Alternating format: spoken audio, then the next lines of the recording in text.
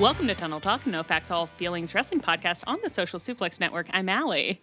I'm Ann. And I'm Leah. I feel like that was a weird intonation from me at the beginning. It was a little bit, but welcome to Tunnel Talk. And then it got funner because you heard it, and then you started making a face like, I don't know about that. I was like, where's this dour energy coming from?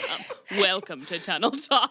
And then the way you Enter said if you dare. the way you said your name also lilted funny, where you were like, I'm Allie. I was trying to remember, who am I and what am I doing here? Why am I talking the way I'm talking? I'm Allie. I'm Allie. It's like honestly not infrequent for me that when you start to do that, I get a little panicky. Like, wait, what do I say? What's my name? Just distressing. Well, you have to be on the ball. You have to be ready to say your name in the that right second moment. spot is a lot of pressure. Yeah, I know. You're very brave. Every week we all say our names, and that's huge. Well, how's everyone doing? Good. You guys have tomorrow off for Juneteenth? Oh, Yes. I do. Yeah. Yep, I do. Yeah. Nice. My company does not give it off, but I'm a consultant and my client has it off, which I found out Monday of this week, and I had entered vacation like before that meeting was over, I'll tell you that. So I'm off now. Hell yes. Yes, I at my company they won't give us more days off. They have a set number of holidays that they're like, we think this is an appropriate number of holidays for you to have, which I think is an inappropriately low number. I don't know. It's 10 or something. Oh, I don't know. We have 6 and it's Six is garbage. I know. It's really egregious. fucking jank. That's fucked up. You guys got to get into academia. I know. Dude, You you have, like, have 20. a situation that I can't even hear about. But Look, we're running the gamut again. Allie right in the middle. yeah, well, we're Just like always the ice. same. We really are the three little no, they're not the 3 little bears, but they're bears. The It bear sounded like you were family. about to say the 3 little bitches. I was like, what's happening? That's our wrestling faction. The 3 little bitches. Honestly, it sounds pretty jaunty. I'm pretty into it, yeah. Wow. Okay, we'll work on that. We'll work on that gimmick later. No, just that they're like every year you get 10 holidays, but every year they just like assess what they'll be, and like it's slightly dependent on like when Thanksgiving's always Thursday, but like when Christmas is. They'll be like, should we give them like the Christmas Eve off, or like they're moving stuff around that way. But then Do they alternate Martin Luther King Day and Juneteenth? Well, because that's always like, okay, guys. they have. I don't think they've alternated them, but every year it is like they were like, okay, who do we want to honor this year? Will it be Christopher Columbus or will it be Martin Luther King? Like, let's find out. And it's just like, I don't love the vibes of like every year it's like, welcome to Thunderdome. Like, who will we choose to appreciate with our time off? You know, I think it's a little weird.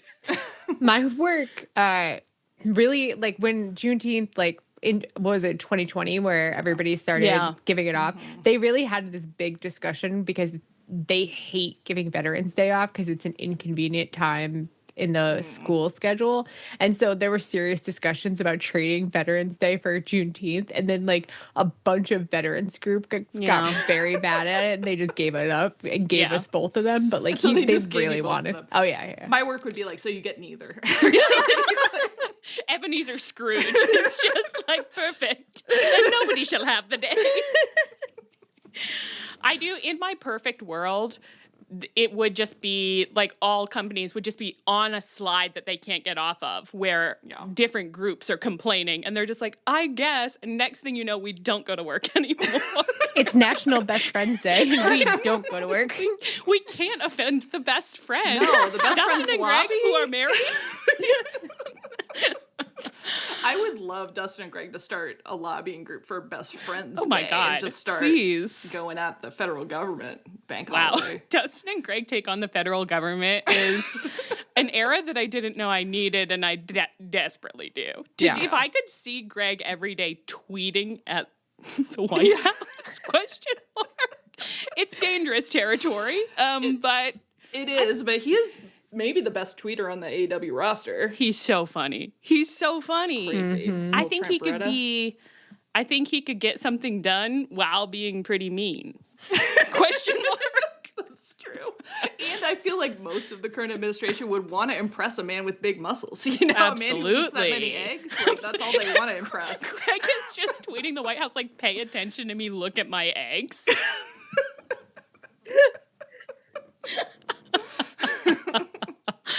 Wow. Okay. Well, I'm sure we'll be seeing that any day now. This was really good. This is taking us places. So another week here again. It's summer. It's happiness season. Leah was happy first this year. I was happy last week. Mm-hmm. Whose turn could it be? Could it be Anne's turn to be happy? It's my turn. Yeah. Before I do my happiness, I will say, Allie, I got woken up at like 5 a.m. by continuous thunder, and I thought, a beautiful, simple, natural pleasure. Natural pleasure. Except actually it was kind of scary, and then I found out like later when I actually got up that there had been a tornado warning that I had not heard, probably because the thunder was too loud. I was like, dang, well. So the tornado sirens went off and you didn't hear them because of the thunder? Yeah. I guess. I don't know. I didn't hear them. That's all I know.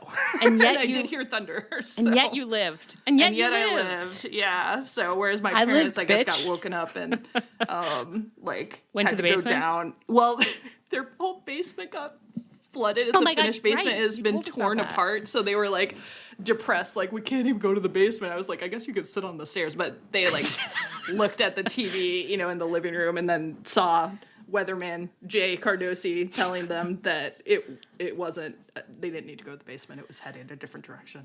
I'm mad that, not mad, but I don't watch TV on my TV, the way we used to watch TV, network TV. I don't watch the TV channel the way that we used to.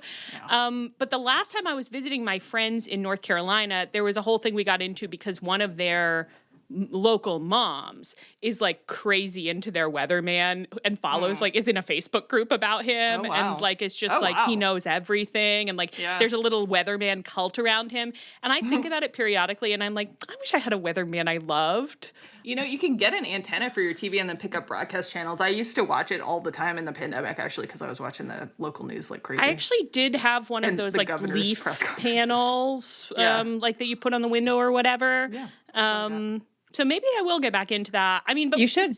Really just for the weather. I just want someone that I can be like, I've got to see what Jay has to say about this. We honestly have one locally. Oh, do you? Who's yours? Pete Bouchard. Pete Bouchard. I don't watch him on cable. I just stalk his Twitter whenever there's going to be snow to be like, what does Pete think? Does Pete think school's going to be canceled? Because my phone weather is garbage. Like my mom will tell me what Jay said, and I trust that 1,000 times more. Dude, this morning I was like, I'm going to go out for a walk. What's the weather right now? And it was like perfectly clear. You'll be so happy. I got 20 minutes into it. It started raining. I said, thank you. Thank you for that. The thing is that meteorology is a human art.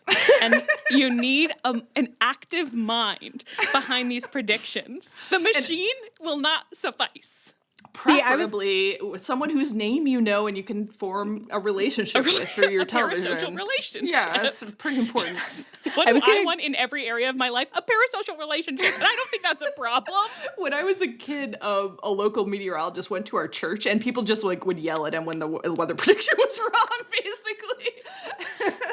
When you said it's a human art, I went a different way when I was like, yes, it's a mystical art. You have to feel in tune with the universe. You have to, the weathermen are doing their best to interpret the vibes, but they're so complicated and the machines can't read that. Yeah, Pete Bouchard is slaughtering a lamb and reading the entrails. Okay. Yes. Literally, I crave to watch Pete Bouchard on the local news slaughter a lamb and then throw the sticks and then read the tea leaves. I want to watch him do it all. I want to see every single way that you could do prediction. I want to watch Pete Bouchard do it. And then I want him to go to the map about it. And he still has a little blood on his finger and he smearing it on them. I think the weather prediction would be better if he did draw it in blood on the map. He's like, as you go up the I-95 corridor. And it's and actually, what says the I-95 corridor more than a long smear of blood? And I've always said that. And I've always said that. So true.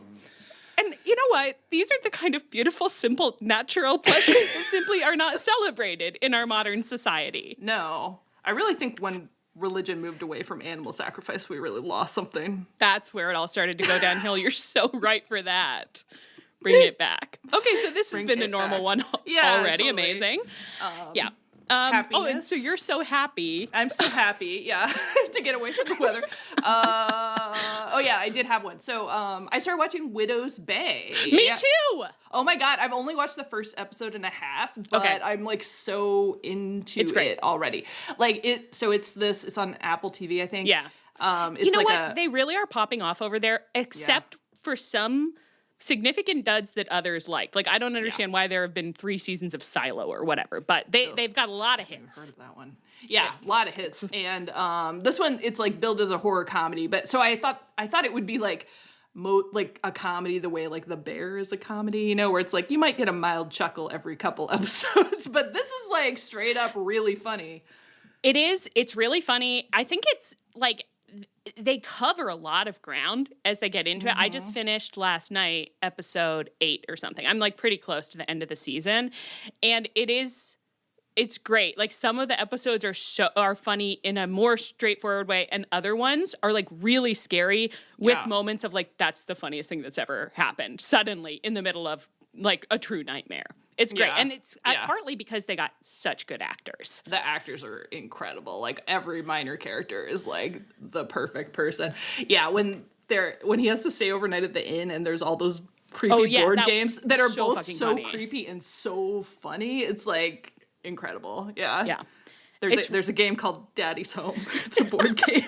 And it's like a 50s daddy. Probably be playing on this podcast. It's so funny. Write that down as a game idea. Daddy's Home. We can fill in what it would be, you know? Yeah. But this is like you draw a card that's like, oh, Daddy's younger boss yelled at him. Like, oh no. It's really, really fun. Yeah, it's really good. It's great. So big recommend for that one. And it's one where you watch and you're like, oh, I can't wait to have this be like an October rewatch. You know, you need things that are going to be really good seasonally. So yeah, it's kind of crazy that they put it out at this time of year. Yeah, actually dumb. I would say dumb because if I had to guess, I think this is what happened last year. We got to October and it was like, y'all didn't slate anything. You didn't slate one single fun Halloween. Television used to do such a good job of being like working in the medium of time. So you're watching it through the year. You have your holiday, you get a Thanksgiving episode, you get a Christmas episode. It's the spring when it's the spring. It anchored you in the world. Exactly. There was a rhythm to it. And now it's just like everything comes out whenever, all at once. There's no holidays. There's no anchor. There's no weather, you know? Kids these days aren't connected to nature because we don't have the 22 episode network TV season anymore. That kept that's us what's tied happening. to the land. Yep. The simple, natural, beautiful rhythms of our agrarian society. But genuinely, it is crazy that they were like, Widow's Bay, that'll be a fun summer show. I think maybe they think so because the show, I think the timeline of the show is the same as the timeline of its release. Like, I think it's because it's like the tourist season and because it's the tourist season. Yeah. Who gives a shit? It is an October show. Be so fucking for real. Agree. Oh my God, Pete Bouchard would love Widow's Bay. Well, that's a great pleasure and a real return to form because we let a little media. Yeah, you know, we've got to veer away from our beautiful natural pleasures once in a while. Although I guess we did just figure out like that's actually true. We connected. We connected. So instead of what's making me happy is kind of what's your beautiful, simple, natural pleasure this week. I think that'd be fun. What do you think about that, Leah? It's going to be your week again next week. Are you feeling ready? Yeah. That's good because Anne's been taking a lot of notes for you. So. I've been keeping a running. Every time Leah says that in our group chat that she enjoyed something, I write it down in a Leah happiness file. In fact, I could not go last week because I had not been writing down my own happinesses. Only Leah. Only Leah's. She had been so focused on your happiness that she herself forgot even to monitor whether she'd been happy. Yeah, how does that must make you friendship. Happy, Leah? Yeah, that's friendship. Yeah. Oh, spoiler for next week. It'll be friendship. Well, what's making me happy is when my friends monitor my happiness. Yeah. I like it. The Panopticon is good when it's friends. When it's friends. We like to be up in each other's business. And I think to a normal to a normal degree, I would say. Yeah. We never discuss a panda cam to watch one another sleep or anything like that. I wish we had a panda cam on all of our friends. I know. Yeah. Just it would be so comforting to just like tap in and just be like, aw. Just see like And black and white surveillance footage of like every single person. Yeah, I would love that. I would just to tap in and just check in really quick and be like, aw. And knitting on her couch. That's so nice. I love the idea of you being in like a work meeting and then you're like, sorry, I just have to tap in on my friends real quick. They're also in work meetings. How about it? And it's like when it's a big Zoom meeting thing where it's like you can just see everybody's panda cams. Yeah. If they were all together, if the panda cams could all be together. That would be fun. Stacked, Imagine if you're in a meeting and then you just get a message from one of your friends that says, fix your face. If I got that message from one of my friends, it would be like, my face is that way because of something you just said. I'm chatting with you during this meeting. You know, like, why does my face look weird in meetings? Actually, for a lot of reasons, but often because I'm not listening. I'm listening to one of you. I'm talking to one of you. And you're saying something really cool to me. Should we maybe all just like start a Zoom meeting on our computers at the beginning of each day and just have the video on and just like let it run? Now you're talking. Now you're talking. That's really not nothing. Yeah. Perfect. And just when we thought we couldn't borb, as we're saying now more. Okay. Good grink in the group chat. Shall we talk wrestling? Yeah. Yeah. I'm excited. I'm excited to get into it. Some stuff happened. It was a better week. Actual horny stuff happened this week. Actual horny stuff happened for a Thank fucking God. change. And all of you who told us that that we were so down on Dynamite, and you were like, that's because Tony put all of his juice and all of his sauce into Collision for some reason. You were correct. I don't really crazy. know why he decided to. I don't know why he said, like, Collision is going to fucking bang and Dynamite's going to suck ass, but he did. So... It was pretty crazy. Put on the old Collision. I was like, wow, it is Reaganing. How about that? Yeah. It's Tony's world, unfortunately. We're just living in it. Just keeping us on our toes, I guess. I guess. I just think, like, and it's not what he wants, because he wants us. I was having a long thought process about this earlier. Like, he wants us to watch Dynamite, even if he decides on purpose to make it something we would hate. But I'm like, there should be a warning at the beginning. Like, just one little warning that's just like, girls, you're not going to like this one. Tune in for Collision instead. And I'm like, I'll juggle my plans. Yeah. I'd be happy to say, oh, well, okay, we'll watch on Saturday instead. Just tell us at the beginning. Yeah, just put up like Collisions for the girls this week, and we'll know. And this won't be. You're going to be mad, girls. Yeah. That wasn't I know the that case. motherfucker would lie to us, and then we'd have to watch them Absolutely. both. Absolutely. He'd be out there being like, all 7 hours of television is for girls. Yeah. Girls, please watch. And you're like, Also, he damn doesn't it. know what's for girls. He's gonna be like badly identifying what. I would He's love like, for you Tony. guys love Mox versus Shane Taylor promotions, right? I would love for Tony to have a new bit where every week he's just like, and this week, like, more than ever, every single hour of TV has been crafted for the girls. It's like every time he would say it's for the sickos, he just abruptly changes it to say it's for the girls, but he never explains it. And so, like, the IWC is like, what? And who was it who was bootleg? It was Mark Briscoe. Imagine if Mark Briscoe had to be like, and Tony Khan, because he's a girl, booked a wonderful steel cage match. Tony Khan is for the girls. All right. Well, it was a better week on Dynamite. So, okay, last week on wrestling, MJF meandered down to the meat market and purchased 5 huge hogs from Don Cut Me Own Throat Dibbler Callis, with whom to wrestle. That one got me good. Yeah. When it occurred to me that is kind of who Don is, I was like, now I'm finally onto something. Yeah. I've finally cooked. Yeah. And these hogs were wrestlers with whom MJF was to wrestle a number of multi-mans, one of which happened this week, some upcoming, versus Mark Briscoe. And his own weirdly kind of pitched as a mystery team. I would say not that mysterious. We'll get to that. That was so crazy because I just kept being like, who do you think is going to be on the, like, who are we supposed to be speculating?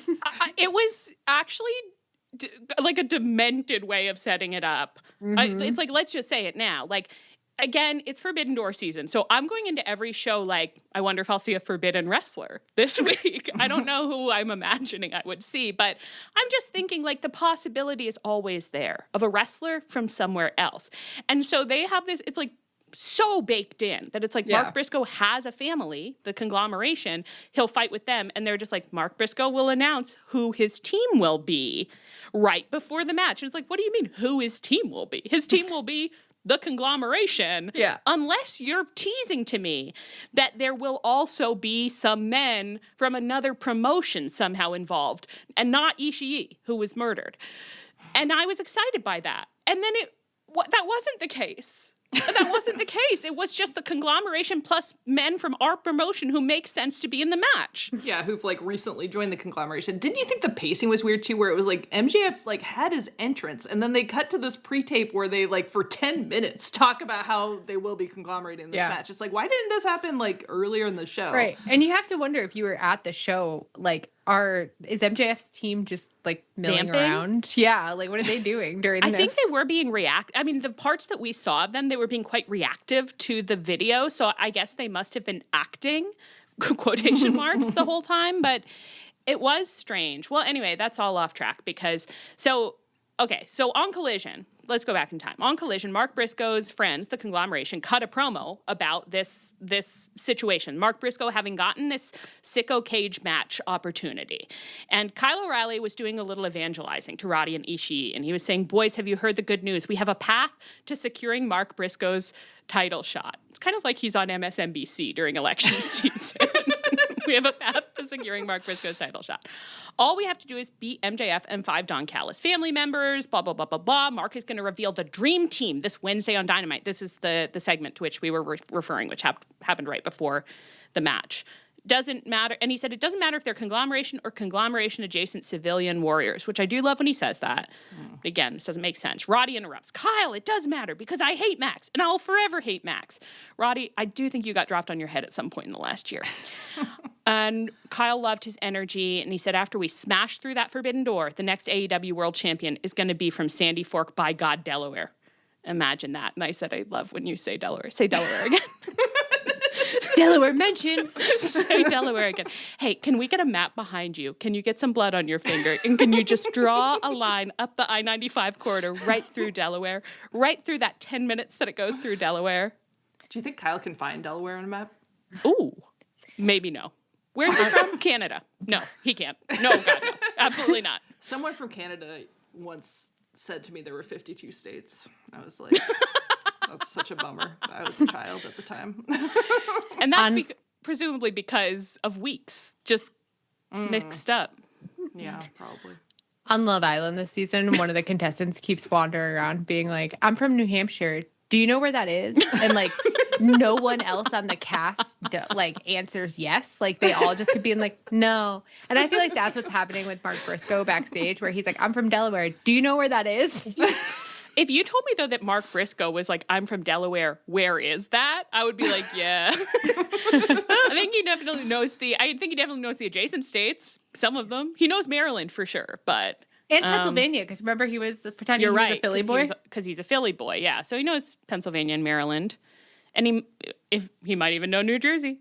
Yeah, you never know. You really never know. Kyle doesn't know. No, absolutely not. What are we talking about? Oh, they did that whole thing. So then also on Collision, and this is a brief topic change because I didn't do a really good job here. Kenny Omega came to work and fought a man named Bad Dude Tito. Yeah.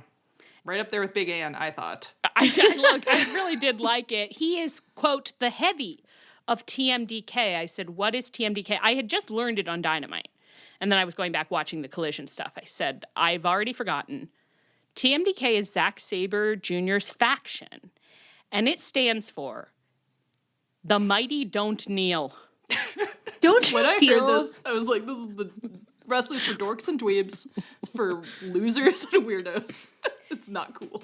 Don't you feel that, like, he backfilled that, though? Yes. That for some reason he, like, TMDK meant something to him already and he wanted to call it that, but he didn't. Like, he backfilled a explanation that, like, he could sell to people, and that's not the natural reason. And in fact, I think it's tonally generous to say that it probably stood for something that meant something to him. I think it probably stood for some weird perverted in-joke that he was making to pop the boys in the back. Like, that's what it sounds. Or like the Mighty Don't Kneel is the perverted in-joke. I don't know. Every time I see this a little acronym which I had to use in the schedule. I just think they might be giants, which is my own little nerd thing, I guess. But then I'm just trying to, I'm like, they might DK. They might DK. They might DK. Maybe that's what I'll call them. Donkey Kong. They might Donkey Kong. Zack Sabre Jr.'s faction, they might Donkey Kong. Kong. The mighty don't kneel. The mighty do kneel. Anyone can kneel. Not a problem. Anyway, Kenny won the match. Kenny's fighting Bad Dude Tito. You'll recall. Kenny won. He hopped on the mic. He cuts this promo where he's like, I came to work, so everybody clap. About a week ago, I asked myself, Kenny, what's the next plan of action? And I liked this insight into Kenny in his own home talking to himself the way I do. Like, I like to go from room to room and say, now, Allie, what were you trying to do? Why are you here? What were you doing here? Just trying to remember, like, why I entered a room. That's what I'm imagining. Kenny's like, what's happening? Kenny came up from air for the first time in 2 months. He's like, what is the plan career-wise? I know. Where am I in my career? What am I doing in my career? What's the plan of action for my career? And he said, how am I going to climb back to the top? And then it came to me that I would fight Zack Sabre Jr. He said Zack Sabre Jr. arrived as a nice little pretty package delivered to his doorstep. And he decided to do it. And so then he introduced us to Zack Sabre Jr. I do want to say, I think genuinely it was right to do that. And it is laudable when people in wrestling are like, you don't see this person every day. I do want to introduce you to them. At the same time, me of 5 years ago would have loved it. Me of today was like, introduce me to Zack Sabre Jr., a man I watch fuck one of our top guys on this TV every single year. I know him. I'm familiar with him. Thank you. We've come so far. We're all grown up. Actually, they shouldn't be explaining things. They should just get to it. Everyone knows. We've all been watching wrestling this whole time. Everybody knows. He comes, he does his sexual, technical wrestling with one of our top guys every single year. Again, what he was doing was right, but it was funny to be like, just how fast the night changes. Then he introduces him as a technical wrestler, and he says, Zack, you are the key. You are my answer. You are what's going to take me to the next level. So, Zack, I'll see you at Forbidden Door. MJF, it's only a matter of time. And then he said, good night, nurse. What's next, Zack? You're the key? To get him to the top? Wait a second. Kenny? He doesn't even go here. What do you mean? How so? Absolutely crazy. Absolutely crazy. Because then he squashes Tony Nese on Dynamite. And afterwards, they might be giants who kneel, come out to menace him. But he has backup because the Young Bucks and Jack Perry, who are all faces, come out. And they're great at being faces. And they come out and they're backing him up. And so he gets on the mic and he says, Zack Sabre Jr., you have something I want. And I have something you want. And I said, what? What does either of you have? Dick and ass? What are we? I think the next line of the promo, he says, okay, where is it? He says, at Forbidden Door, it's going to be the greatest technical wrestler alive against Kenny Omega. And wouldn't it be something if Sabre could score a win over Kenny? But in the same token, wouldn't it look good for both AEW? I assume this is an I, and this is just how it was transcribed. But wouldn't it look good for both AEW and Kenny's home away from home, NJPW, if he beat Zack Sabre Jr.? Maybe. And it's like, what? So the thing that you both have is that it would be good for you to win a match? Do you think that like Kenny's vibe with the Young Bucks right now, like backstage, is that like he's just like somebody who's going through a hard time and they tell you, they're like, okay, I'm going to fix my entire life. I'm going to get really into beads. And you're just sort of like, well, I mean, it's good that like you have a hobby. I'd love to see you like excited about something. But yeah. This is crazy. Like, it's like, well, it's better than like crying in your bed, I guess. Yeah. But Yeah. Like, yeah. Actually, that's really resonating. You know, as someone who's been depressed before and has like seen the looks on my friends' faces when I'm like, I found something to live for, it's X. And they're like, and then they say like, that's amazing. Yeah. That's so good that you care about something again. Yeah.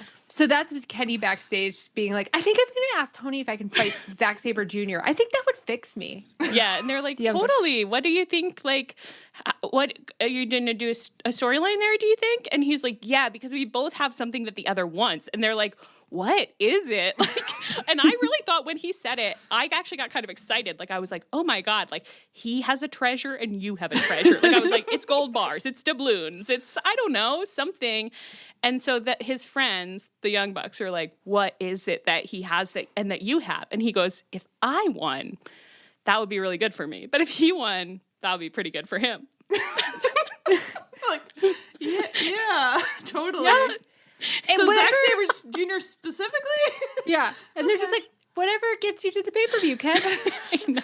At some point in all this, did Kenny say something like, and you don't even have a catchphrase? Like, I feel like in one of these promos, he, like, kind of tried to, like, clown on them for not having a catchphrase. It's like, Kenny, that's nothing to brag about. And I'm like, Kenny, frankly, I'm worried about how load-bearing your catchphrase seems to have become to your mental health.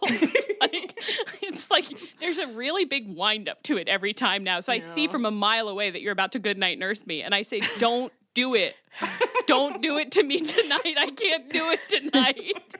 And he says, and I'm so excited to say to you, a crowd that I'm in front of because I came to work, so long and good night, or whatever he says, you know, good luck and good night and good luck. Bid you adieu. I bid you adieu. Kenny. So this is all really, I think, pretty effectively building potentially a bit of a title run. Yeah, it seems like straight for the title.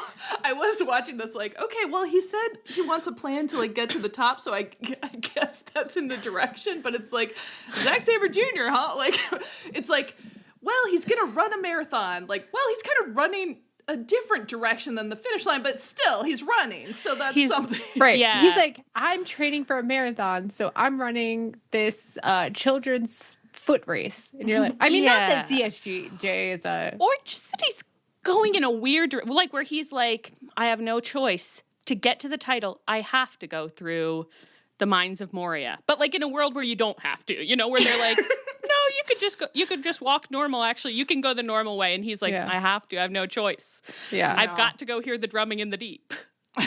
You know? But they did have to in the book. I understand that. But yeah, but it's like if the Mines of Moria were located it's in like the totally if you didn't opposite direction. Like on a different continent. This is a really good metaphor. It's like if I was like, I'm going to drive to California. So first I'm going to go see Leah. Like, that's wrong. Yeah.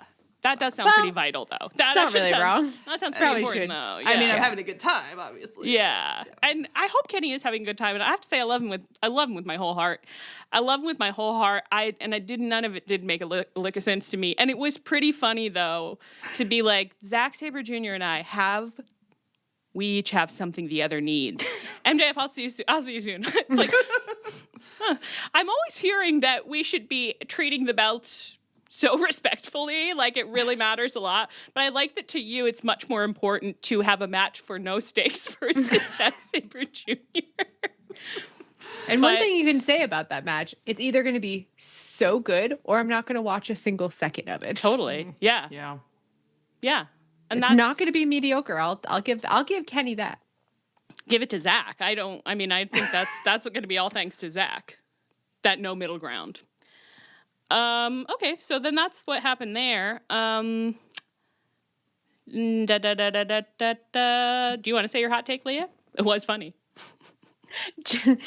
I don't think I was the one who came up with it, but it is unfortunately very, very, very funny that the week that everyone's spreading baseless rumors that CM Punk is going to come back to AEW is the week that the Elite become full-time colliders. They said, let's just go pee on that real quick. The Shitsu said, let's go pee on that real quick. Just let's get the stink on it so no one forgets. Although, in a way, wouldn't the funniest possible thing to happen be Punk to come back to be cloistered on Collision again? Yeah, there'd be a certain amount of humor. It sounds like you're not enthused.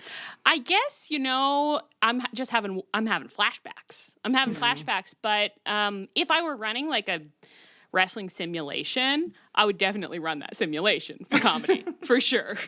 As long as you got that quick Control Z button. Where exactly. You're like, no. Exactly. I want to be able to roll it back. That's an idea for Tony. It's like, Tony, have you just had someone build you maybe a little simulator? And that's a way that we could work through some of the not as good ideas. I think Kenny was supposed to do that with the video game, but it didn't go so well. Wow, now Kenny's getting the video game pinned on him, too. Kenny's really taking a lot of blows this episode, which is difficult for a man who delighted me. I mean, I loved just everything about his affect, but... Anyway. He looked alive. It was incredible. He looked alive, and he was saying a lot of stuff, and he was breathing heavy, which I love. So, I love you, Kenny. Okay, so Dynamite opens with MJF surrounded by the DCF, being interviewed by Lexi Nair, who's in a kind of a Chris Harrison rose ceremony role, bachelor style, being like, MJF is about to choose his 5 huge hogs that he's going to wrestle with. And MJF was like, not so fast, Lexi. First, I want to run through all of the men that I'm very successfully building feuds with and having a great title reign. So... he goes through, he addresses his enemies. So the enemies he addresses, Kevin Knight, Swerve, Will Ospreay, Hangman, Kenny Omega, and Mark Briscoe. And after he's insulted all of those men, then he roll calls his team picks, or Don Callis did. One of them is like, these are the men who are going to fight. And those men are Kevin Knight, again, Kyle Fletcher, Jake Doyle, whom he called the meat at the dinner table. What do you mean? When they're all meat. So Okada and Andrade, who seemed surprised to hear that he was part of the team and did not want to be part of the team. And I think was insulted maybe not to have been addressed as an enemy and instead to only have been addressed as a member of the team. And poor little Trench Beretta thought he was going to be announced. And Andrade was kind of hyping him up. He had his like hand on his shoulder like, yeah, Trent, get in there. And yeah. Brutal. And what did he do as a result? I mean, this is... what a comedy king. Yeah, then he tweeted, like, congrats to everybody who's going to fight. Incredible. Oh, Love that's not even what I meant. I meant that there was like a minute, I mean, it wasn't a minute, but there's a long end of this segment where Andrade is yelling at Don Callis, and Don Callis is being like, whoa there, Stallion, like, don't worry, you'll get your shot. And in the far background, everyone else is left. Greg is still just loitering in his suit, being like, and Greggy is a part of it too. Greg. incredible. Okay, so the 12-man main event. There's a 12-man main event. Okay, so that has the conglomeration promo, which we discussed. And this ends up being their team is Kyle O'Reilly, Orange Cassidy, Roddy, Mark Briscoe, Darby, and Takeshita, both of whom get introduced as like, you'll never believe who we got for this one. I will believe it. That's who I expected. The two men who are in feuds with the other men in the match? I believe it. I've been primed by Mife. I know. They're going to fight. I know how this works. I know how this works, finally.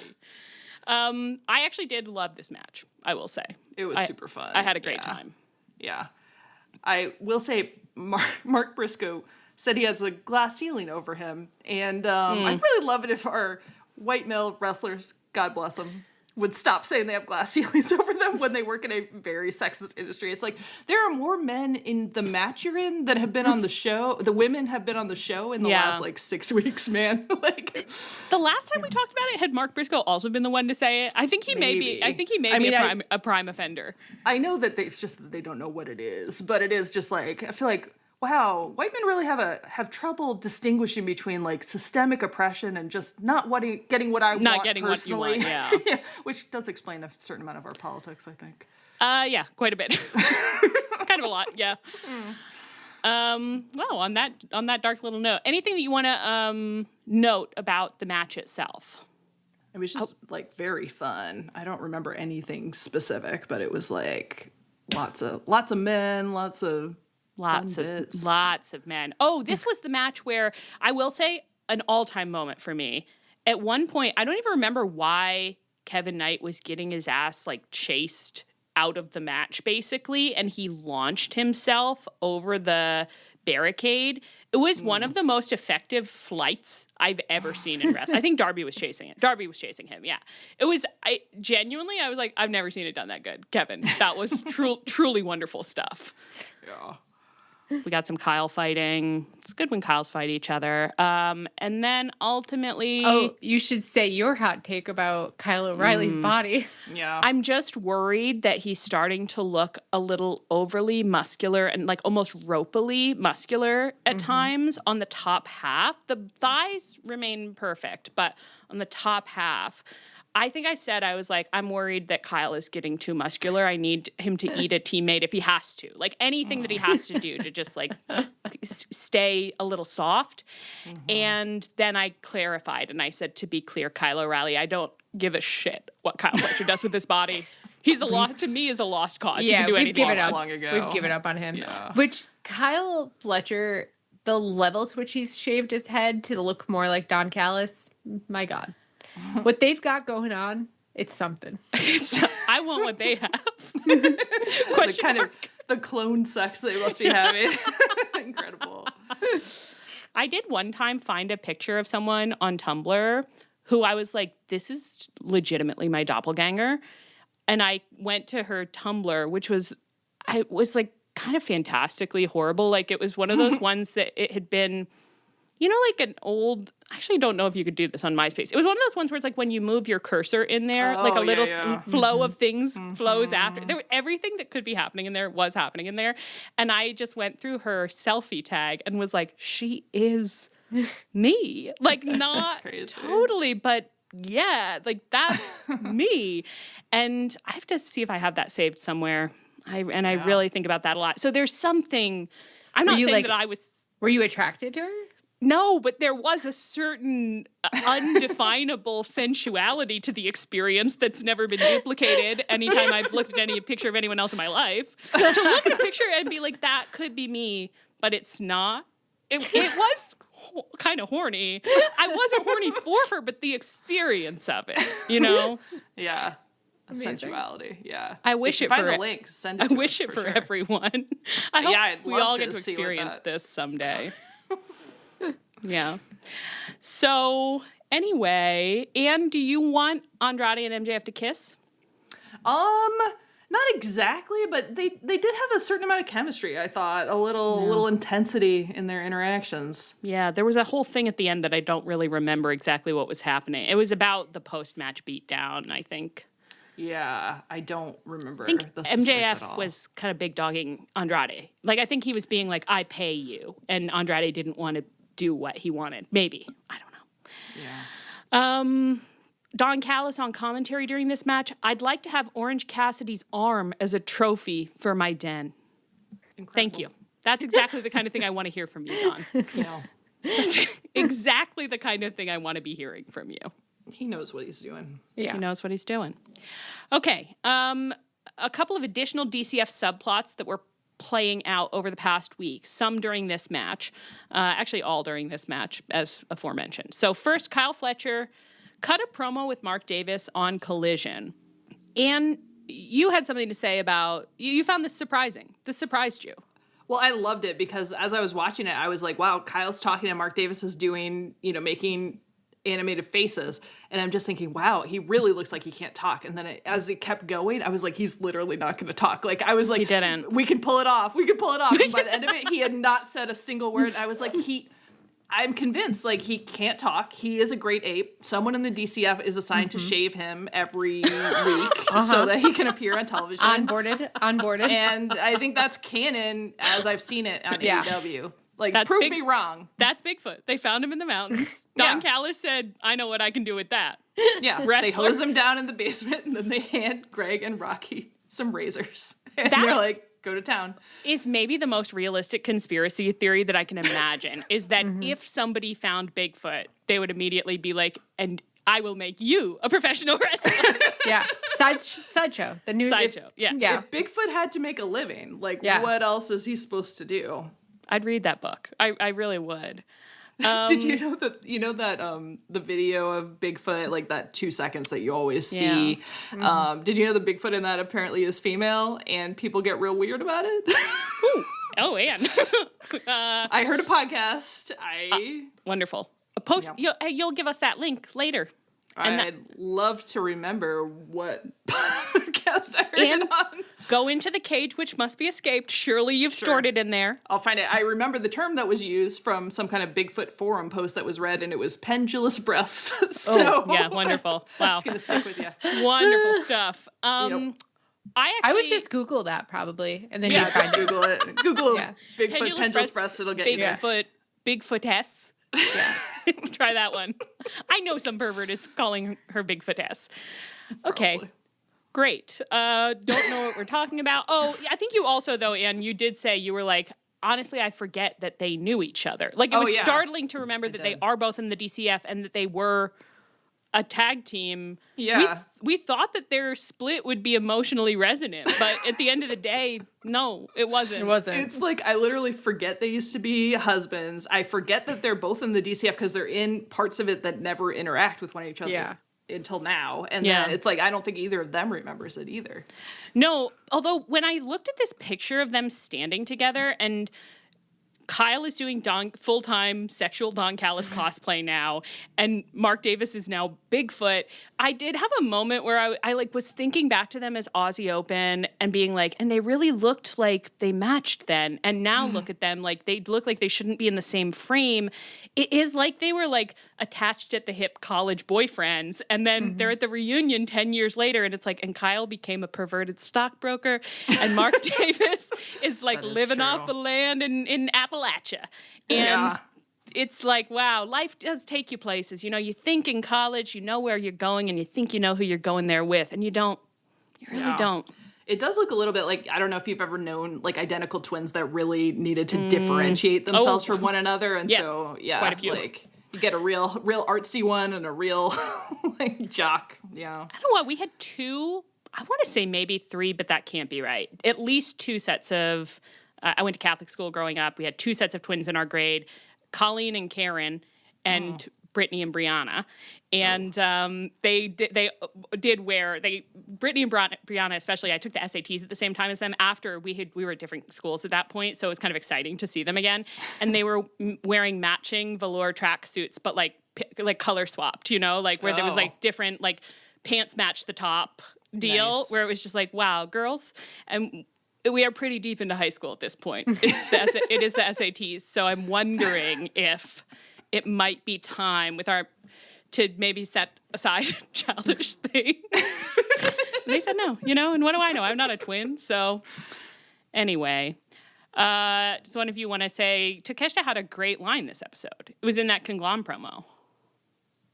Oh, is this Kyle, I want you, Okada, I hate you. Kyle, was pretty good. I want you. I was like, honestly, that has boiled down a lot of what I want from wrestling. So I do just want to hear you say, I want you or I hate you, you know? Yeah. It was the first time Takesha's been kind of funny in AEW, funny and charming. I really liked it. And he's wearing a mask. He's wearing like kind of a weird, and I thought, we're all getting into masks this year. I love that for us. Second DCF subplot. Kevin defended his TNT championship versus Myron Reed, a rascal, on Collision and won. Later in the night, Speedball fought Jake Doyle, and there was a brief pre-tape beforehand in which Speedball, speaking to camera, says, "Tonight, I watched from the back as my former friend, the Jet Kevin Knight." I was like, your friend? And then I thought, canonically, that's correct, so I guess I can allow it. But my former friend, the Jet Kevin Knight, retained his TNT championship by himself without the help of Don Callis. I don't think he needed the help of Don Callis before, and I don't think he needed his help now. And I'm going to prove it by beating the members of the Don Callis family one by one, starting tonight with Jake Doyle.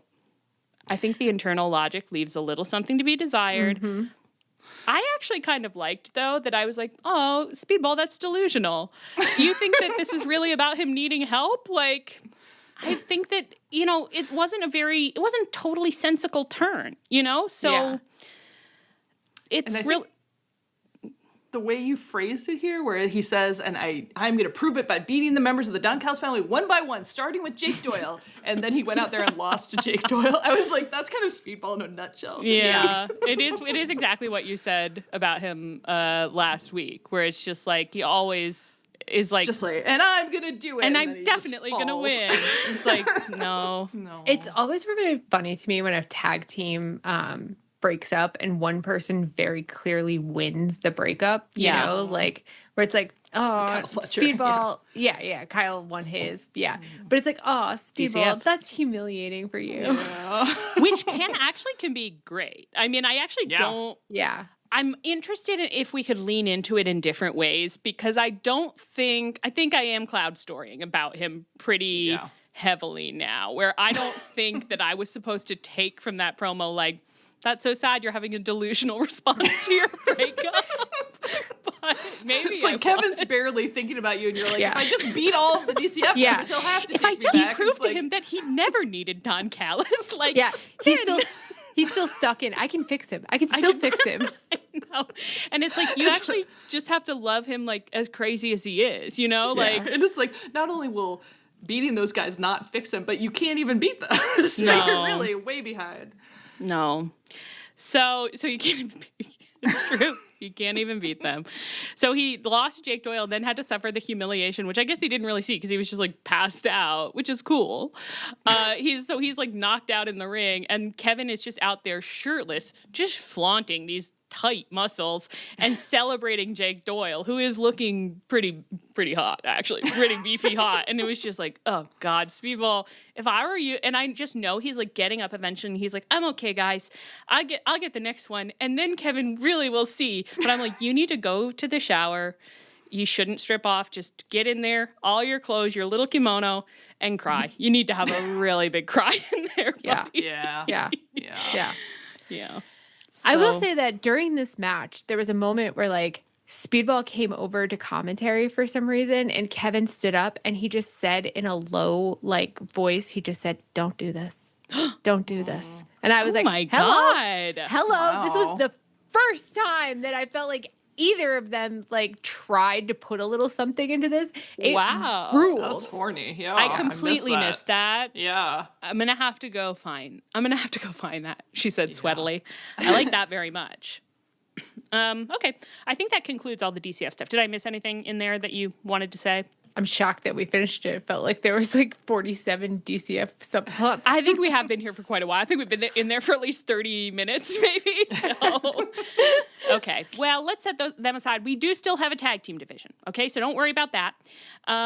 First in tag team news, the Bucks fought the Dogs on Collision, and they lost. They got beaten by the Dogs. So the Dogs pinned little pin pig Matt Jackson. They've gone too far this time. That's humiliating. You can't lose to the Dogs. And Gabe wasn't even there. You lost to Clark Connors. Boys, this is your pin pig humiliation cake has gotten so out of control, and it must be reined in. There may be no kink shaming on AEW Dark, but AEW Dark is over. You're on Tunnel Talk now, and there's some light kink shaming. Pin pig no more. I thought that it actually was especially humiliating because, again, I hadn't watched the Collision stuff before Dynamite. I watched it after. So on Dynamite, there was maybe it came up in the, I don't know if the Dogs had a little promo or if it somehow came up in the Chris and Christian stuff that we're going to talk about, but there was a part where, like, I think it was a dog being like, and we had our greatest win of all time, and then somehow, without saying the Young Bucks, transitioned into talking about, as we'll talk about in a second, the Bang Bang Gang, and I was like, you had your greatest win of all time against the Bang Bang Gang? So I don't even feel like it got milked the way it should have. So you lost for what? For what? For sexual satisfaction. Yeah. The greatest reason of all. That's actually why we do everything, so we can't fault it. So the Dogs won the match. Yeah. Every time I see the Dogs right now, I just think about your thing with New Japan. Like, do you miss them?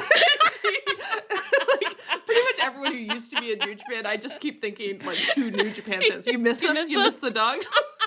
It's, like, so ridiculous. Oh, my God. She hasn't worn another wrestling t-shirt yet, so I'm still trying to decide, like, should I bring one to the table, you know? We'll see. Yeah, but I think you should wear your little OC yearbook picture. Maybe I will. Maybe I'll wear OC. That's a good safe one. Okay, so the dogs won the match. And then also on Collision, That'll come up later. So also on Collision, the Bang Bang Gang had a backstage promo in which they announced that they want to spay the dogs. And they had actually quite a funny bit about how they have opened in a strip mall a business dedicated to safely spaying the dogs. I did like this. It was really, really funny, honestly. And then Juice Robinson did this bit where he was wearing sunglasses. He took the sunglasses off dramatically. He had glasses on underneath. And then he was talking about how the dogs they'll be spayed and they'll be in collars so they can't lick their privates, but that's okay because they can lick each other. They can clean each other. And then his glasses came apart, so he pulled them off like by the middle. Loved it. Yeah. He's deranged. Every second of this promo, and it was quite short, it was like they really kept it moving. They said, I want her to be surprised at every juncture. And I was. They didn't say one single thing I saw coming. No. And they're like, and when Gabe comes back, you can lick his privates too. Great. And I said, that's so generous. That's nice that you didn't forget about Gabe. The dogs probably miss him. New Japan fans miss the dogs. The dogs miss Gabe Kidd. New Japan fans maybe miss Gabe Kidd, but maybe not. I think they turned on him because he did too much kayfabe, really. If you do a strong bit about hating a place, but it's just kayfabe, you can really work people up. When you're too good at your art, you know what I mean? I will say this. The dogs, I've seen them hump a couch. So it seems perhaps smart for them to spay. Yeah. Smart to spay. Yeah. Did they say spay? Because spay is what you do to a female dog. They did, yeah. Neuter. Wouldn't it be neuter? Neuter be male, yeah. Yeah. No, they said spay. Nice. And I like that a lot. Yeah, I really like that. I would say that spay and neuter center. So I guess they're allowing for the possibility that the dogs have a female affiliate. That's cool. I don't know if they know any girls, actually, but I'd love to see the dogs try to integrate a woman into their faction. See how that goes. Honestly, okay, try this on for Zod. It's not a no from me for Thekla to be a dog. Oh, yeah, no. Thekla would be a perfect, really great dog. Yeah, Thekla would be a great their dog. energies completely. Yeah. Yeah. And that's a Nancy Drew Hardy Boys crossover special I would love to watch, actually. Yeah. Tekla's really doing like this dirtbag thing that I don't think I've ever seen a woman do before. It fucking rocks. So It really, amazing. really is good. It's demented. We will get into that later. So on Dynamite, it's been all about the dogs on Collision. They're the hottest game in town. And then on Dynamite, it's like they're still the hottest game in town. Everybody is so fucking hungry for the dogs. So the dogs are backstage and they are attempting to, I think, set members of the production staff on fire for fun. And they're shouting, "From the dogs!" in the exact intonation to me of Andy Samberg going, "I threw it on the ground. I'm not a part of your system," which I think could be on if you were going to make a soundtrack for the dogs. Yeah. Yeah. I think you would put that on there. Yeah. Yeah. Probably quite a few Lonely Island songs. Yeah. Yeah. Be Could go all on there. Lonely Islands. Yeah. Fan mix for the dogs, only Lonely Island. It's just their like greatest hits. Yeah. Great. But then the member of production they're trying to torture turns around, and it's Adam Copeland. And fisticuffs ensue. And Chris and Christian, our tag team champions, who have not been on TV for a little minute, drag and drive the dogs into the ring, which I thought was actually quite interesting because usually dogs are the one hurting. This time the men hurted the dogs. No wonder it was on television. It's a man bites dog situation. Pete Bouchard's all over this. Oh my God. I know he is. There's no segment on Dynamite that would not have been improved by cutting to Pete Bouchard doing a ritual sacrifice to tell us what the weather is. I can't stop thinking about it. Actually, I'm like, I would watch this TV show. It's honestly, it would be a pretty good like sketch comedy bit, you know? I do remember seeing, maybe it was like a Whose Line Is It Anyway or something, but there was, anyway, some sketch where like it's a news team and they're all like happily like ribbing the weatherman for getting something wrong, and then he loses his mind and says, "Why am I the only member of the news team who has to predict the future?" And I do think about that sometimes. That's pretty funny. That's really funny. Yeah, they don't make anyone else do that. Like, they don't say, like... What are the sports tomorrow? What's gun violence looking like next year? I don't say that. Because that's a question that we're scared to try and answer. On a serious note, that's actually a question that we're not ready to engage with in this country. So let's move on. So it's a bit of physical violence, classic physical violence in the ring with the dogs and Chris and Christian. And then I think we move into even a more damaging arena, a long lecture about the folly of youth, about how you may think that you know everything because you're young, but take it from an old timer. You have much yet to learn. And I thought that was pretty cutting stuff from the old guys. What did you guys think about what they had to say in here? I thought Christian is so much better on the mic than Copeland, who was just like referring to old nostalgic wrestling things, like the old team they thought they could get over on. Didn't know those men. Yeah. I much preferred Cope's energy last time when he was like manically running around with cameras. Like, I agree.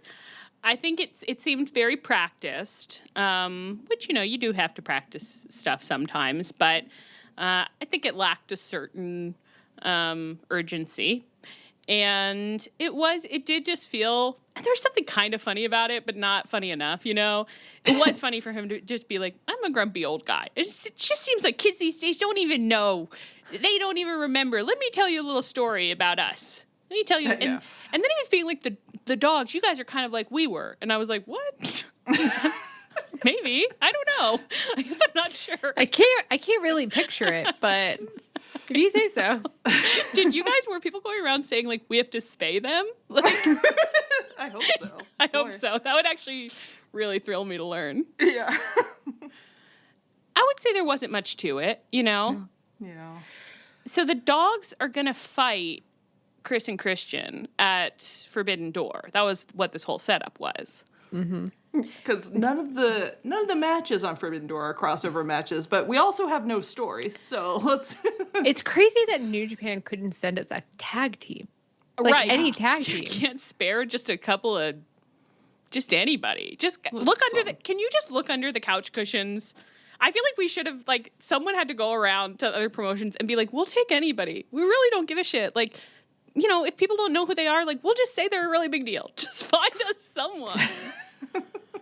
I think they could gaslight us real easy. I think the IWC would love to be gaslit. Like, you know what? You really could do a fun, like, Emperor's New Groove thing, or New Groove, New Clothes thing, where, like, you're like, look at this wrestler. He's very famous and he's great at wrestling. And everyone's like, oh, yeah, of course I know him. I gotta Google this. I can't believe I'm going to have to say about him, but I guess maybe should MJF do an Emperor's New Groove storyline?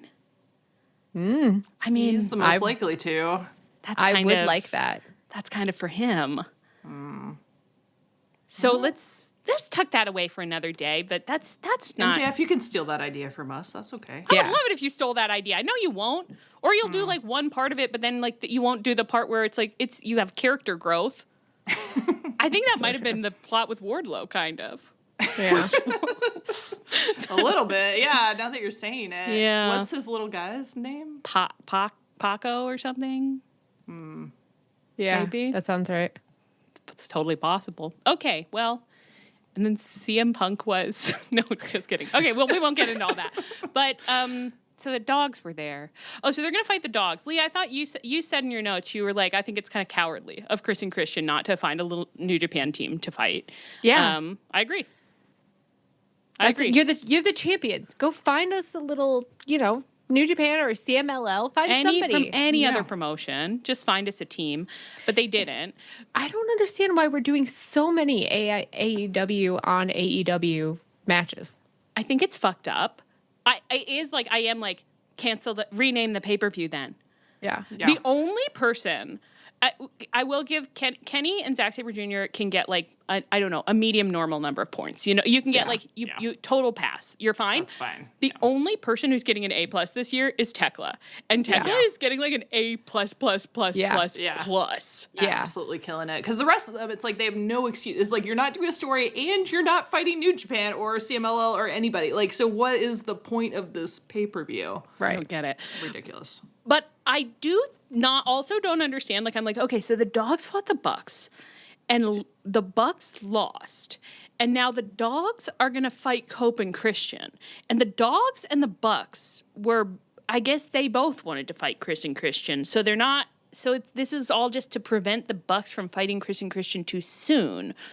Now why? So then who are the Bucks going to fight at the pay-per-view? And then I thought maybe they're going to fight another team, because you know what? Some weeks it does feel like they're the only guys who show up to work. You know what I mean? Like they show up and they say like, I'm going to do my job. Yeah. And watch, now they'll just fight like the Rascals or something. But I believe in my Young Bucks. I think they're going to try to go through the door. That's my guess. I hope they get a dang match, because like the pay-per-view's in like a week or whatever. It's ridiculous. I know. But Tony loves to wait until like 2 days before pay-per-view and be like, another 7 matches. The best pay-per-view ever is coming up this weekend on AEW.com. So anything could happen. Okay, so that's about the Dogs. And that's the Dogs. Let's move on. Oh my God. Okay. The Death Riders had a Cincinnati street fight that's not plot relevant, and that was on Collision. And then on Dynamite, Mox and Danny Garcia had a tag team match versus Brodito. This was the first time we've seen those two teaming together since Full Gear of last year. In all honesty, if asked, I probably would have said it happened 3 weeks ago. So that's on me.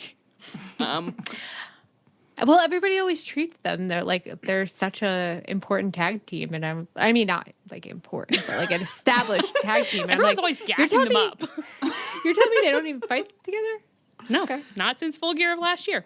But they did fight together, and they won this match. And let's not even worry about that right now. The only thing we need to talk about, can one of you describe what was happening with Brody King and Jon Moxley in this match that truly captivated me? It was just straight up ballroom dancing, I think. Ballroom just dancing. Doing little twirls. I mean, they were having a little trouble figuring out who was leading, but otherwise. I think they were in an active fight about which of them was leading. And both were like, I will not give in. I must lead our dance. And so they were struggling through every move of the dance. And yet it was still visibly and obviously a dance. They were on the ballroom floor.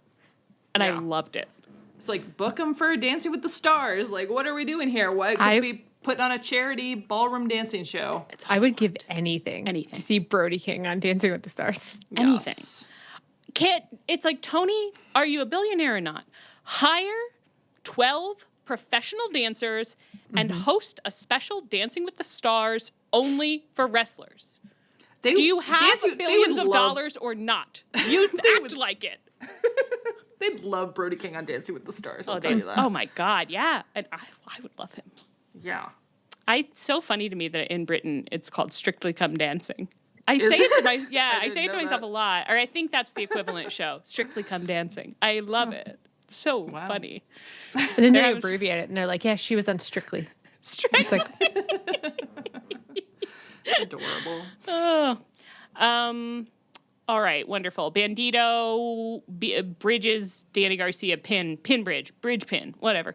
And then later, there's a backstage promo where Bandito is just going, we won to Brody King. And he's like bouncing and like tugging on his arm. Yeah. Multiple people were like, tranquilo. Yeah. It's like, don't shove him down. Let him enjoy his love for Brody King. He's right to be excited. Yeah. And they were so excited. Like, Brody King is just being like, and some of you may have forgotten how much we love each other, but we're in love. We're a tag team. We're in love. And just because we haven't fought together in a long time does not mean that we're not. And so never forget that we're still one of the best tag teams in the world. And then that was all a setup somehow for a singles match between Bandito and Jon Moxley. Question mark? Sure. I got a little whiplash where I'm like, I'm so excited to be celebrating your love. Wait a second, that's not even what this is about. Okay. It's interesting. In wrestling, it's just like, you can just kind of say stuff. It's like, I'm going for the title, so I fight Zack Sabre Jr. Okay. It's all kind of stream of consciousness in that way, yeah.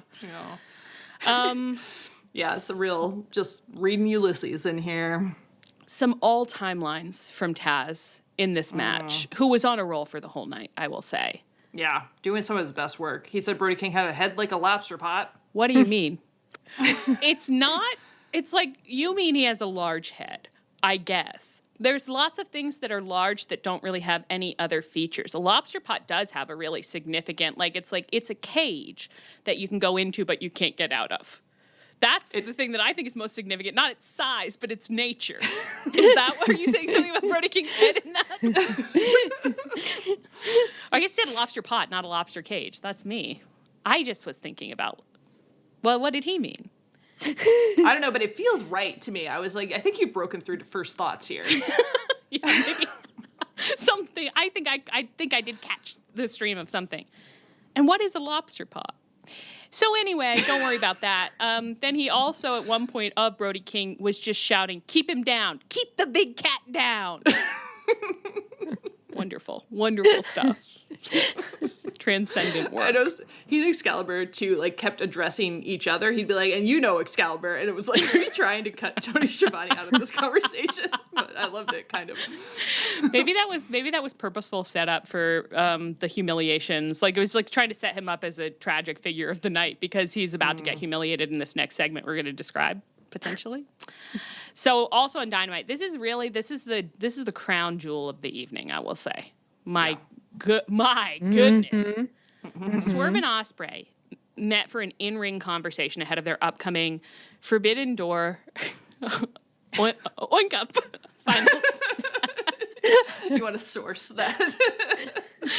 At one point during this promo, Will Ospreay, impassioned, is being like, "I have to win the Oink Up."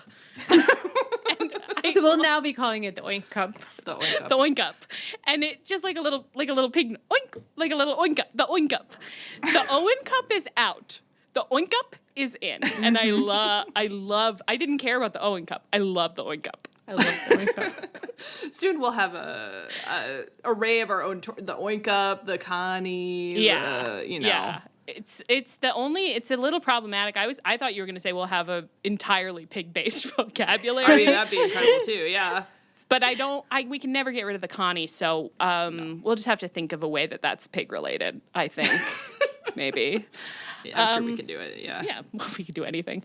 Nike with the wings, the marble statue, pigs have wings. There you go.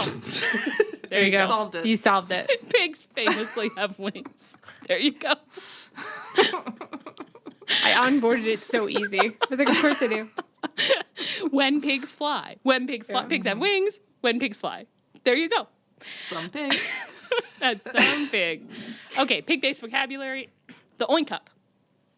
Okay, so we had said last week, we were like, if they don't have an in-ring promo where they do an actual story, it's going to be Chrissy, bring me the big knife around here. We're about to lose our fucking minds. Mm-hmm. And these men said, "Herd chef." And they came into the ring. Who wants to start us off? What did we hear? What did these men do that excited us so much? Well, first, Will Ospreay came in, Tony Schiavone congratulated him on being married, and then he was repulsive about it, so that was fun. Oh, I literally forgot that happened in this segment. That is so true. I was in the middle of typing really sweetly. I was like, oh my God, he just looks so happy. He's glowing about having gotten married. I do love their love. I do think they're in love. As he's actively saying, and I took her upstairs and porked her or something. I smashed the life out of her, bro. Yeah. And then Tony Schiavone had to put his hand over his mouth, like, presumably because he was trying not to laugh. And then I said, "Babe, clean yourself up. I gotta get to Houston." It was so fucking insane. But at least, when they're both wrestlers, you are just kind of like, oh, you guys both love this, I guess. It's so clear that you're both like, that's the funniest thing. That's money. It's like, great. I don't know that I would want it for me, but it's very like Will Ospreay's like wrestling character, such as it is constructed, which I think is not much. It's just so funny. It's like, what do you think you're doing? I mean, it should be clear I love it, but it's because I love Escape the Cage, you know what I mean? I think it might just be kind of like cheeky Nando's based, you know? Yeah. Like, I think that's mostly what's going on, but I totally forgot that happened. You're right. Okay, yeah. So he came out and he said, I smashed my wife. Yeah. That's wonderful, yes. Also, he's wearing like a jersey. He looks like Kenny on Laundry Day. Anne and I both at the same time were just like, I know this vibe, Kenny Laundry Day. And then we were speculating about, like, what is it about these men? At New Japan, they make them dress up, I think. They have to look really nice a lot. I think that they may feel a certain freedom when they get, like, this is the promised land where they're like, when I get there, they can't tell me what to wear. Reading the employee handbook, they're like, what's the dress code? There's no dress code. I'm going to wear the grossest things you've ever seen. It's like, well, you're still on television. I'll never forget Renee at one point being like, John has showed up for his promo wearing the exact thing I dropped him off at the airport wearing. Do you think there's anybody backstage at AEW who is like, I wish we had a nicer sartorial culture around here, and who's trying to, like, who's in Tony's ear, just being like, what if we did have a dress code though? And I hate to say this, but I feel like it's gonna be the fucking Hurt Syndicate. Oh my. Yeah, that's true. That's right. And they're being like, and we get all of our clothes beautifully tailored, so we're really showing. Like, While okay. Bobby's doing that fat man in a little coat like Chris Farley. Yeah. You're wearing a skin tight suit on a big ham. Yeah.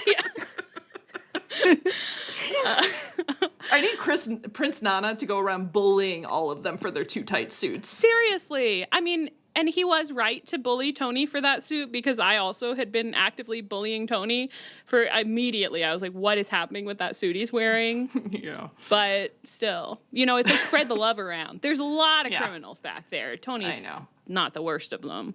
No, not at all. But so he bullied Tony for his suit. He said, get out of here with your too tight suit. Loosen it up. Loosen it up was so funny. just rip a couple seams. Yeah. All right. A little bit. Yeah, so then Swerve came out there, and it was immediately an extremely intense energy. Yeah. Well, because what's the thing that they did that were like, finally someone did it? They remembered previous interactions they remembered the relationship they had had. Mm-hmm. They sat down and they said, what did we do? The last time we saw each other, what were we doing? What was that storyline? Okay, how much time has passed? Let's comment. Let's acknowledge that time and comment on how we feel based on that past relationship. And it may sound simple to you as you hear it now, but I honestly think I see it done on wrestling TV maybe twice a year. Yeah. Again, Kyle Fletcher and Mark Davis in the same episode stood next to one another after having been tag partners for like 10 years and did not acknowledge the relationship. Not for a second. Not for 1 second. Yes, so they basically, Swerve is like, you've changed.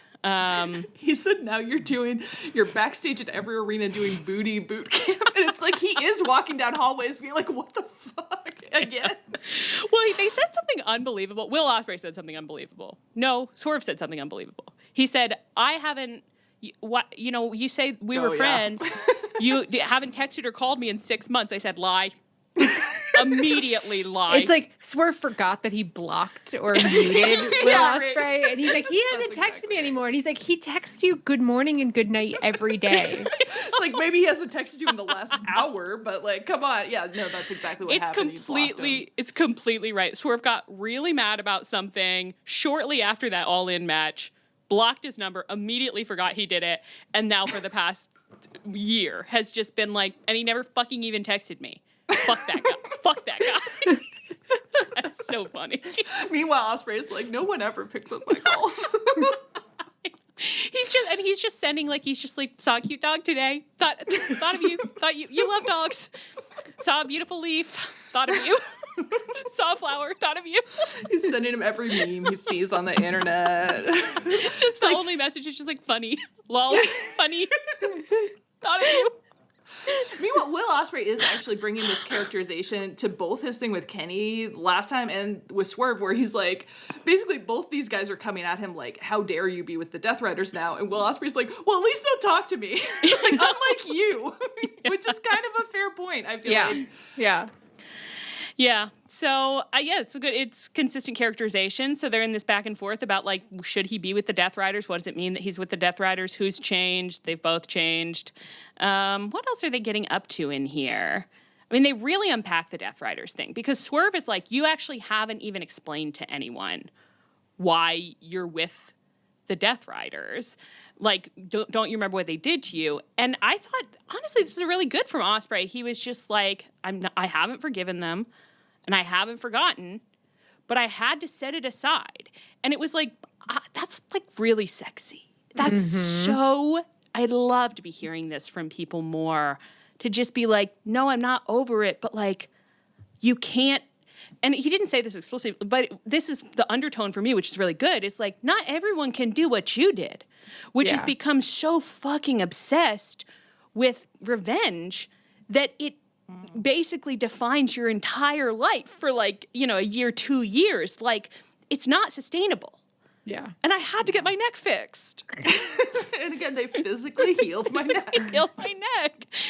I love that's really is like the afterthought too, where he's just like, and it's really working because my neck feels good. It's like that's kind of the biggest thing. Yeah. Like they're practicing medicine that no one else has mastered. Yeah. And Swerve also like he had a whole thing where it was like basically like people keep telling me it's not my time and I don't want to like set it aside anymore. And I thought Ospreay was a little bit weaker when his pitch for like getting the belt is like, well, I really want it. Like I really want it. Like as a little boy, I dreamed of being at Wembley. And it's like, never feel like that. Like people always try to do that as like why I should get the belt.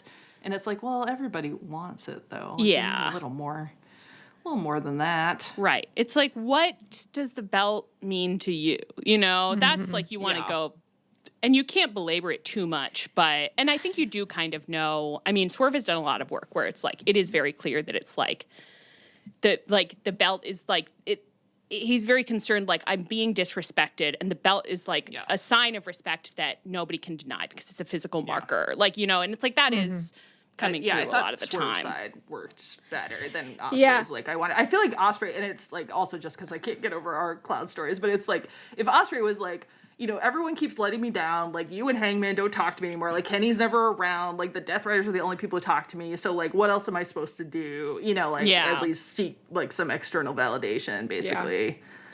I think it would almost work better if he was more baldly like, well, I want it. Because I think it would work with the Death Riders thing to be like, I am willing to give up some of my principles. Like, I'm getting over the stuff that they did to me and our friends because I want the belt so bad that I let them heal my neck. Like, there is something there that Swerve could have called out and Ospreay could have been a little defensive of. But he did kind of dress it up in being like, it's my country's dream. And I was like, I know. Yeah. Well, it was a lot of like, I've been near that stadium quite a bit.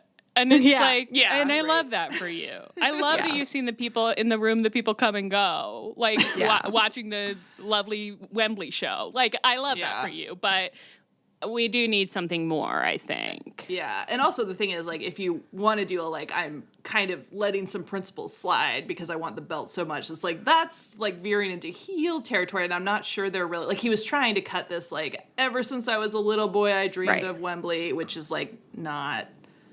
Right. No, it isn't. Ian Ospreay is not exactly the deftest person to do this, but that is what makes it interesting for me, because the fact that he is doing this with the Death Riders is kind of like dancing with heelishness. And I would like to keep seeing him like almost touching a hot stove. You know what I mean? Where he's like, I'm a good guy. I do keep doing this stuff for convenience. You know what I mean? I'm taking these shortcuts. Yeah, but who doesn't? Yeah. There's no ethical consumption under capitalism. Exactly. Right. And he's so hapless and so easily, like, it's so believable to me that he would fall into a cult that it's like, I think it would be interesting to see someone be a heel, but sort of like gradually and without meaning any harm almost, Yeah. But doing harm, which I feel like a lot of people do. Well, that's what, I mean, wasn't that like some of what Willow was up to when she like beat up Marina, but it's like that was our reading of it instead of like anybody else's. That never really went anywhere. I'd love if they did it on purpose. Yeah, we'd love for anything that we watch or comment on to have been done on purpose. It so rarely has been. I'm so distracted now by it. It really would be for me such a good storyline that you're just not going to see in wrestling. If Will Ospreay were like if Will Ospreay were able to just be like, what, like, I have to want something, and there are so many places that I've like tried to like put my want and give my love. Like, I would love to just like want a friend, to have a friend. Like, I would love to just like feel known. Like I have human needs, and I'm just like, no one will give me anything. So like, why shouldn't I just want a belt instead? Like, I have to do something with like basically to just be like, I'm existentially uncertain and I'm lonely. I'm lonely. I want to be with people. I can't be alone. Like, I have to, like, why am I with the Death Riders? Like, because I need someone and I need something that will fill this space in me that, like, you know, I don't know what it is. I'm sweet and I'm dumb and I'm confused and I'm sad and I need something. Is that such a crime? Right. Like, Kenny's being like, you could have called me anytime. And, like, Swerve's like, I haven't heard from you. It's like, both of you blocked him. Like, what is he supposed to do? It's like, and now you're mad at him for just, like, wanting to sit with someone in the lunchroom who's physically healing his neck, or, like, wanting to, like, go fight at a stadium that he has happy childhood memories about. Like, he's just trying to feel good for 5 seconds. And it's like, does that align with him being like, I just got married and smashed my wife? No, it really doesn't. And that's, for me, why I don't think that should be an on-screen relationship, because it simply doesn't align with what I think the story is here. I know, it's like funny where I'm like, Will, you've done a lot of great character work over the past 6 months, and you're really confusing the issue. You've created this lonely, desperate character, and you know, this really socially starved character. You've done such a depth, like, you know, we really feel for this poor man, and you're really confusing the issue. Oh my God. Imagine saying that to his face. I know. It's so funny because it's like, why is he so good at being a Cloud Story object? Like, no one else provides the material that is, but it's like completely inadvertent.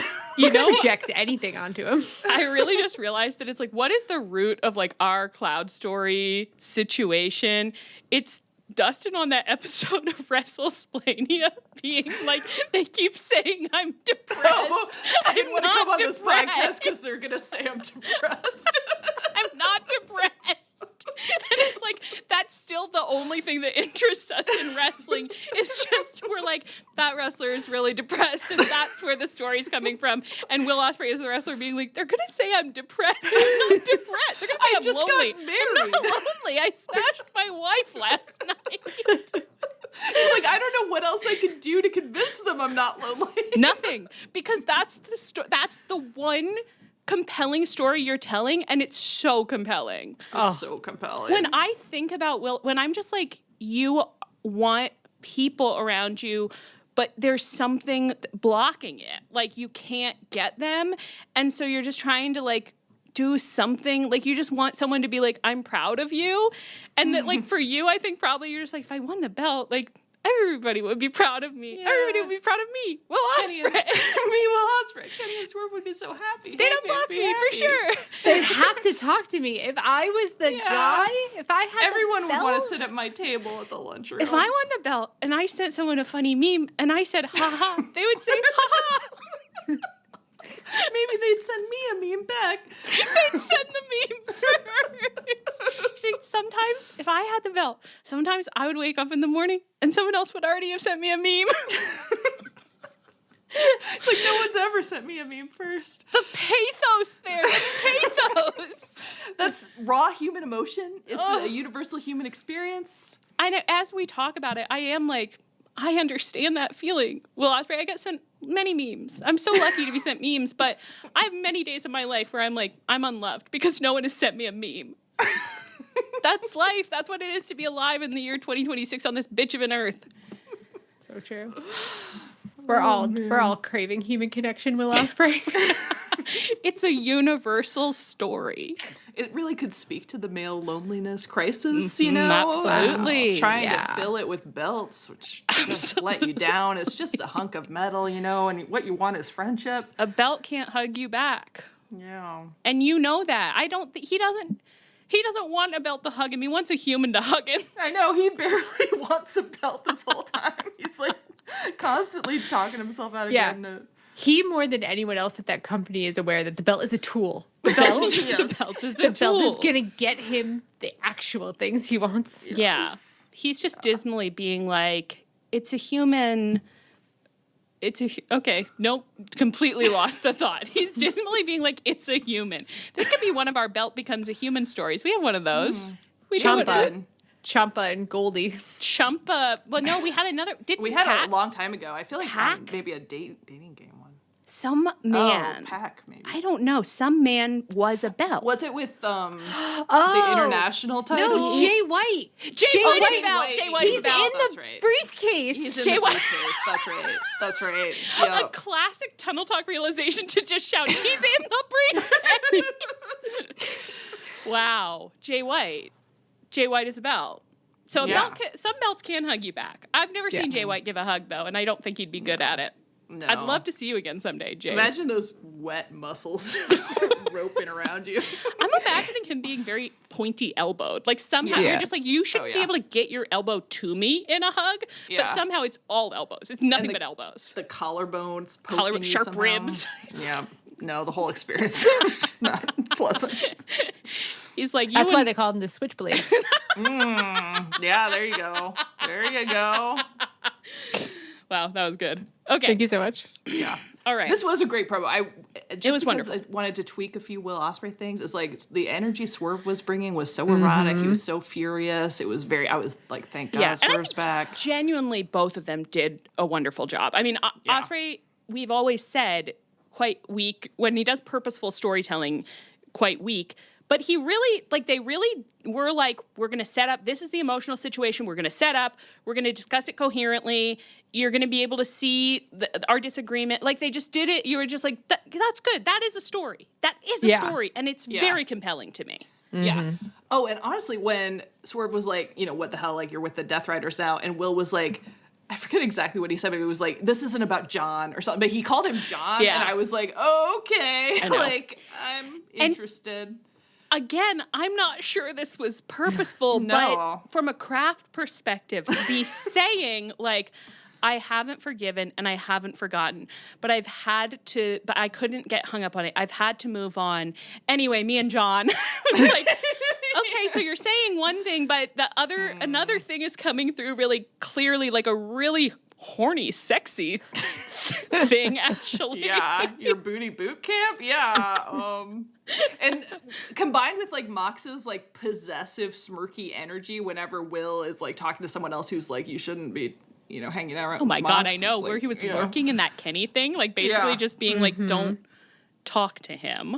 Yeah. I don't need him thinking too much about what's happening here. It's be like, oh, you talking to Will? You don't mind if I'm here, right, Will? Wowee. And Mox did end up coming into this because, so there's a whole thing at the end. I don't even remember exactly what's happening. It got quite heated. And it came to blows or was close to coming to blows. Did it come? Yeah, he like hit Swerve. Oh, he hit, but then the chain didn't get. Okay, that's what it is. Yeah, so hitting, and when he smacked the microphone out of his hand. Yeah, I'm panting. Well, and Ospreay did kind of. Like, they both kind of cracked me up because Swerve was like, with your fragile ass neck, and Ospreay was like, I'll show you fragile. And then hit him. It's actually been Booty Boot Camp has been really good for it. So, my neck is fine. So he came to blows. Swerve is, like, thinking about getting the chain involved, but it's, like, slightly hesitating. Death Rider's music hits. Everyone does face acting. Wonderful face acting all around. Will Ospreay, honestly, like, kind of looked like a little kid in this. I was like, this is amazing, subtle face acting, which I'm sure is completely unintentional.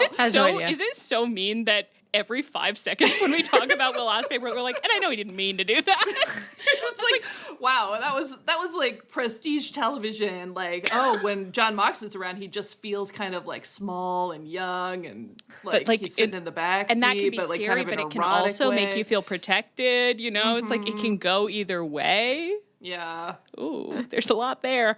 Wouldn't it be funny if Will Ospreay actually is doing all of this on purpose and he just throws in the wife stuff to like throw us off the trail? He's like, I went to RADA.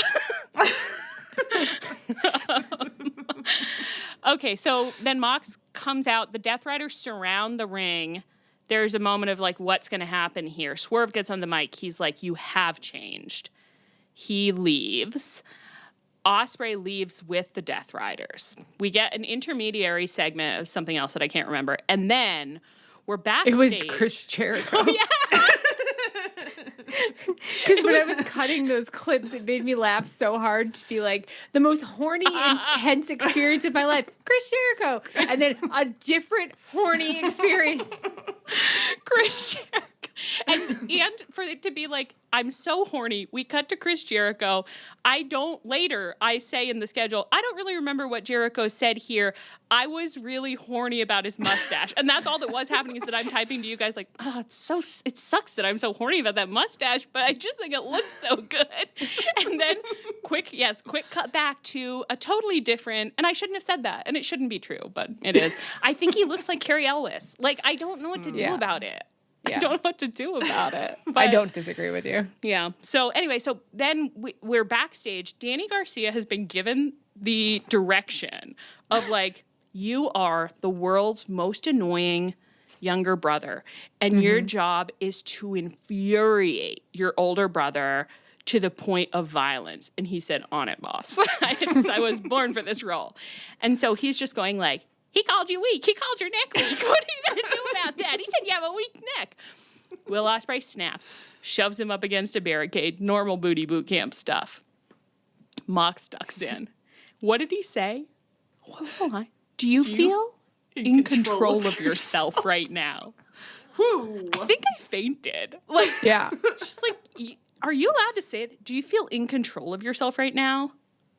No. And he didn't. Yeah. And he didn't.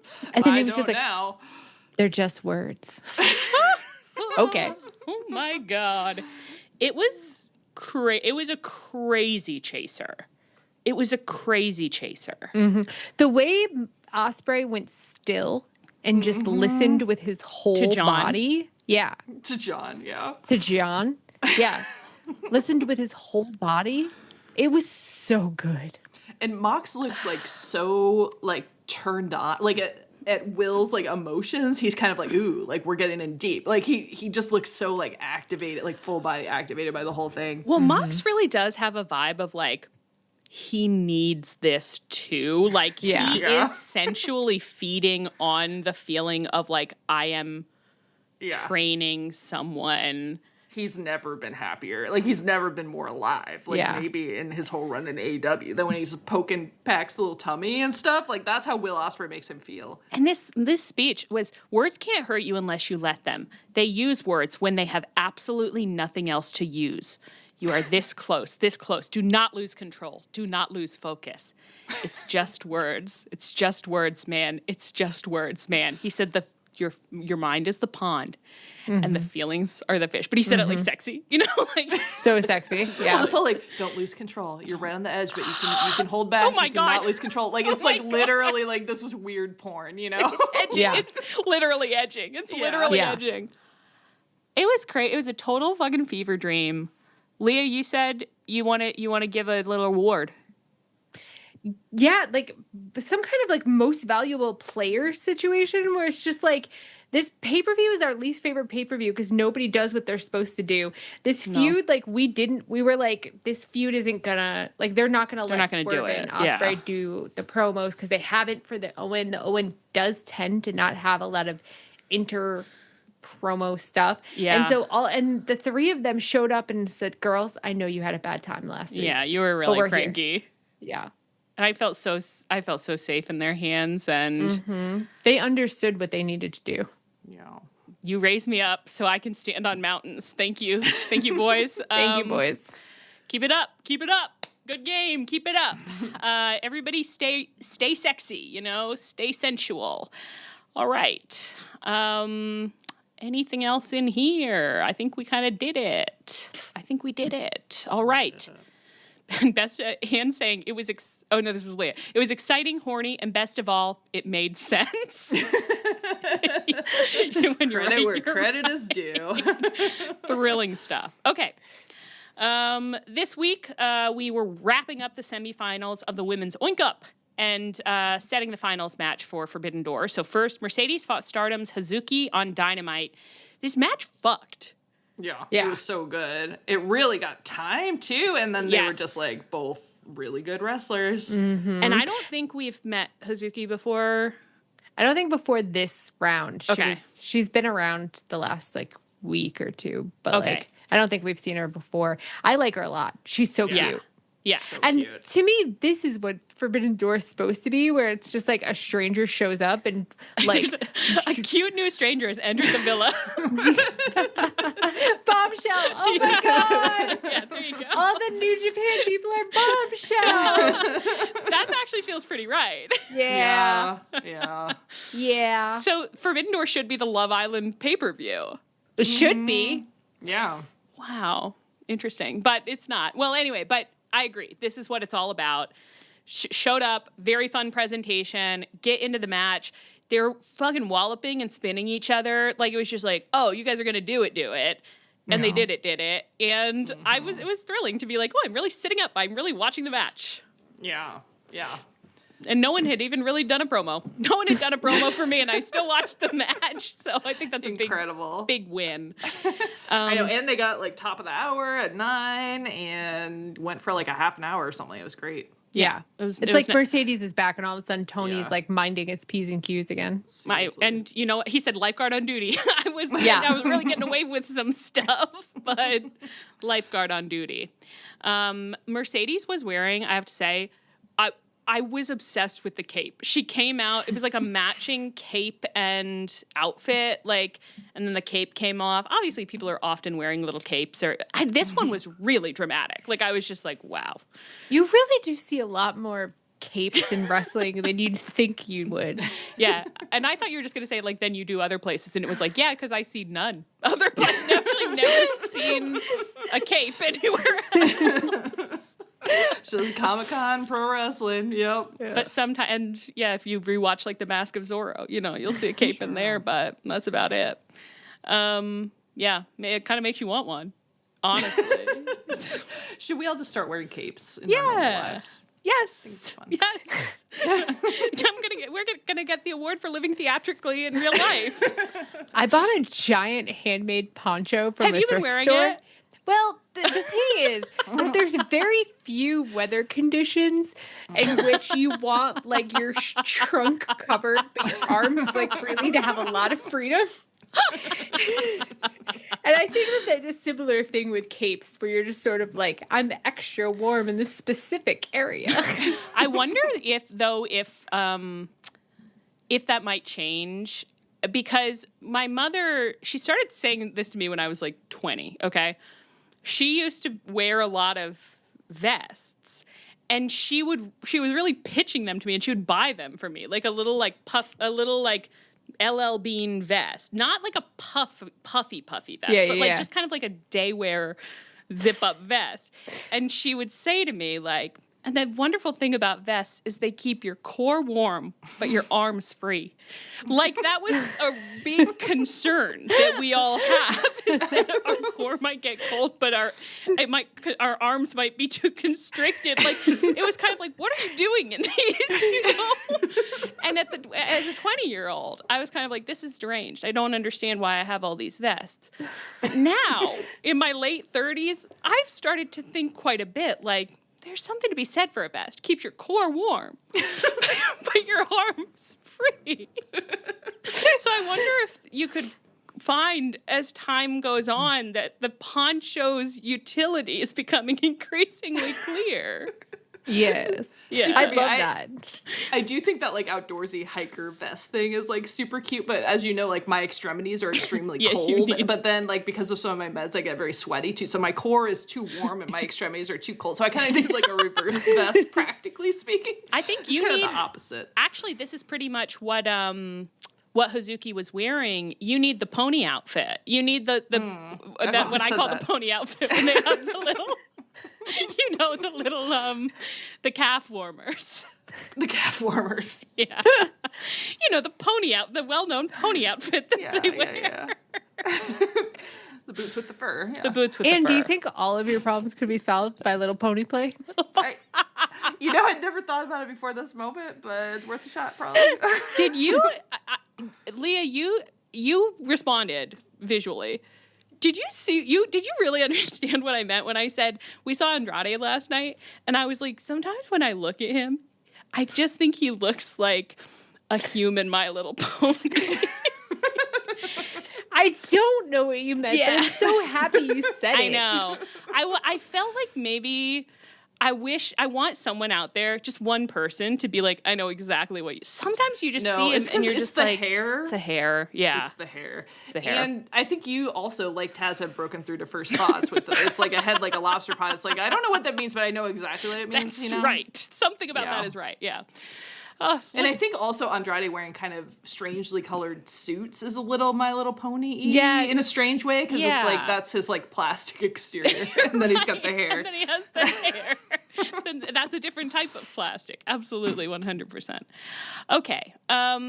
So that happened. So that match happened. And then Maya World and Athena are scheduled to fight on this week's Collision. They promoed on each other on last week's Collision. Maya World got more into the circumstances that are, surrounding her entrance in this tournament, which are the death of her brother, which is really, really sad. She did do a really good promo, I think. I mean, the whole thing is so foreign to me, kind of. Yeah. But it was like, you're doing a really wonderful job, and I'm really sorry. Yeah. I mean, of course, like, the wrestler grief thing is just, like, really alien. But I can't explain it. I don't know what it was, but something about that promo was the first time that, like, I really noticed her, this whole time, every time I've seen her, I'm like, she's one of the ones that, like, Tony Spite is pushing because he was so annoyed at those two jobbers. Good for him. I know. I'm like, that's funny. He should keep doing that. But, like, she just really hasn't registered other than remembering that story. And something about the way she was talking, I was like, you're kind of fun. You kind of got, like, a personality. I'm glad you're getting this, like, chance, because you actually are pretty cool. I could make room in my little heart. Aww. Yeah. I found her very likable in all of this, and I feel like she has just come out of nowhere. It's like, look at you. Yeah. And then Athena also, like, got to respond, and I think she talked about, like, being... because she's kind of a mentor. It's kind of a mentor situation. She had a good line, because Maya World was like, you've taught me everything I know, and now I'm going to use it against you. And Athena was like, I may have taught you everything you know, but I didn't teach you everything I know. And it was like, all right, that was good. That was really good, yeah. I thought this was all really good, and they did have they had like a face-off because Athena fought somebody, and then I think Maya World, I don't know. I can't fully remember this because I was watching the clips fairly recently, but they had a little face-off. And then we got it was kind of like a recap, basically, package on Dynamite. So by the time you hear this, we will know who won that. And then the winner of the Women's Oink Up final showdown at Forbidden Door will fight Thekla, or the champ, whoever that might be, but I'm just assuming Thekla, at All In. I think that's right. Yeah, that's right. Yeah. Right? Yeah. And Thekla, of course, is still feuding with, Anne, as you put it, the entire nation of Japan and promotion of Stardom, which is fucking... it somehow gets better every single week. Mm-hmm. Yeah. So this week, she kind of got put in the hot seat because Tony Schiavone, on commentary on Collision, was like, I'm we never do this, but I have to apologize to our partner Stardom for the despicable act by Thekla last week on Dynamite, which was spitting on them. We do not condone her actions, and we hope it doesn't. And he gets cut off because Tekla's coming out being like, Tony, you little bitch. And she says, am I understanding that correctly, that you guys are trying to apologize to Stardom for what I did? Let me make this clear. I'm not going to apologize to Stardom, AEW, or any dumb bitches who think that any of these little cutesy Joshi wrestlers, girls, deserve a lick of my respect. And she's going like, so Tony? And he says, yes, in the most defeated little voice. She said, won't you please shut your mouth and give me a hand already? And she gets up onto the commentary desk to cut the rest of her promo. I honestly really transcend. I went crazy for this. Like, I was just like, you're so fucking nuts. Yeah. The way she says dumb bitches is so funny to me. It's like, it shouldn't be, but it's I know, incredible. it Her rules. whole everything. There was something about this that I was like, your vibe is like, it's like Jenna Maroney Lestat meets Darla from Buffy. Yeah. No, like, that's true. It's just like so out there. You just never know what the next thing she's going to do is, you know? I hadn't thought of it. She does have a little stat energy. Yeah. That's funny. Yeah. Yeah, it's just like such like weird, confident, dirtbag, aggro, drunk, like cheerful. I don't know. It's such a weird combination. It's like literally like I've never seen anything like it before in real life or fiction. And she's just saying this stuff like, my saliva is worth more than anything you have in that Stardom locker room. Incredible. Yeah. And she did something where, and when I win, I'm going to do a big, juicy, like, it was so gross. Like, she's crazy. And so she's she's been basically yelling at a wall this whole time because we hadn't heard anything from Stardom, I don't think, which I kind of, at first I was like, where's a Stardom wrestler to say something? But then after a while, I kind of liked that we hadn't heard from them. Isn't it the vibe of like Eddie cutting a promo on a cookie where he's just like, I thought you were going to say on God. But that also. But Tekla's just straight up cutting a promo on a screen that says the words Stardom. And her energy is, it's like if I went backstage and I passed Booty Boot Camp, so I'm averting my eyes from that, and I looked over and Tekla's just yelling at a wall, I would just be like, totally. And she's just like, this guy, and she's like turning to me, she's just like, and she's going to answer for that. Just pointing at a wall, I'm like, 100%. I have to keep walking. This is not a safe corridor for me. That all checks out. So she said Stardom should send her their best girl, which is actually one of the sexiest things I've ever heard. We all need to be talking a lot more about sending our best girls places. And so the best girl that they're sending is Starlight Kid. And I think, was there a promo from Starlight Kid? I think it was so. taped. Okay, Yeah. I'm sorry. I think I missed that one. In Japan, or in Japanese, and it was like really good. Okay, I liked it. I'm going to go back I and was watch glad that. they just like let her do it in Japanese with subtitles. I was like, this works great. And it's fun and cool. That's wonderful. I can't wait to watch that. I was jumping around a lot, so I just missed that one as I was going. No problem. Thekla knows about Starlight Kid and despises her, and can't wait to spit on her grave. Wonderful. So that is really hot. I love Starlight Kid's name. I just think it's a great wrestler name. Yeah, seriously. I feel like this whole this is the only good Forbidden Door thing where it is like, wow, you're really getting me invested. I think Starlight Kid looks really cool. I'm excited to meet her for real. And Thekla, everything you're doing is incredible. Yeah, simply wonderful stuff. Couldn't be happier. So, we'll just see how the Oink Up turns out, and after the Oink Up is over, then we'll really want to be hitting some storylines pretty hard in the women's division, is what I would say. But I think everyone's working with what they got right now, and I'm proud of them. Yeah, I'm proud of them. That's pretty much everything, because I don't know that we have really anything to say. We have like one thing to say about Tommaso and Jericho. Leah, I think you had a. You're just proud. You're proud of Tommaso, you know? He's just doggedly week after week showing up. building this feud. He is Thekla feuding with a screen. Yeah.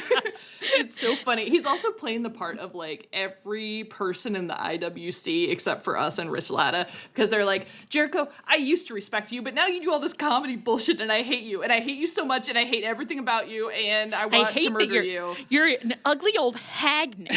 You can't wrestle. You don't look good. And your chest is sunken in and you're a nasty old man and I hate you and I like the way you used to be. And I wish you just would be what you actually are. And it was kind of like, totally. He's a hot mustache. You didn't bring that up?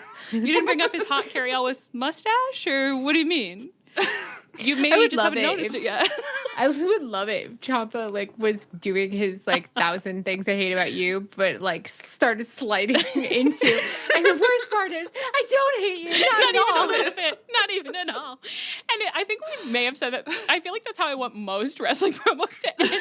Actually, that's like what I'm always calling for. Is I'm like, but then the moment where they realize like all that hate is just a front for something else, and it's like the wrestlers are just like, no, it really is just hate. It's really just hate. It's like, oh, what a bummer. Imagine if Ciampa was like, yeah, and you suck, and you're not good at wrestling, and you have that stupid slutty mustache.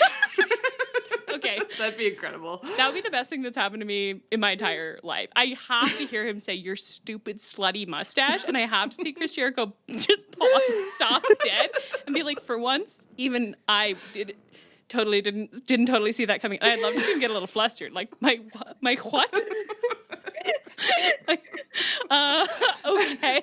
Then he goes around backstage asking everybody, like, do you think this mustache is slutty?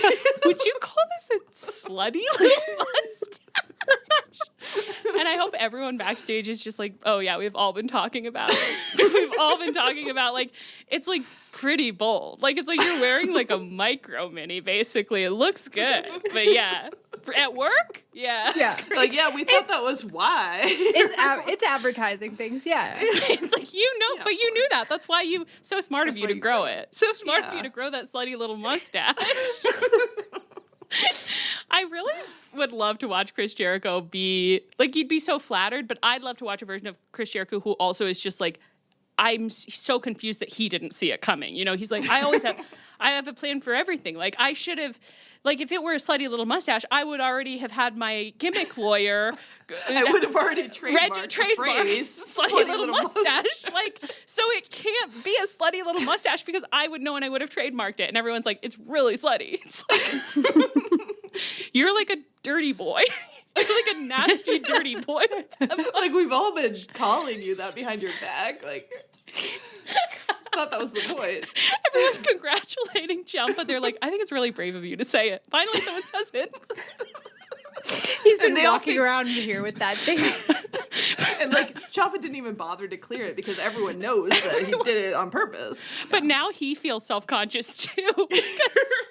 He's like, should I not have pointed out his little mustache? Like, we all know it. I know, right? And he's like, maybe I should have pretended I didn't see it. Like, is it like, did I give the game away a little too much? Should I have pretended to be immune to it? I should have pretended to be immune to it. He knows my Achilles heel now. He's going to use that against me in a match.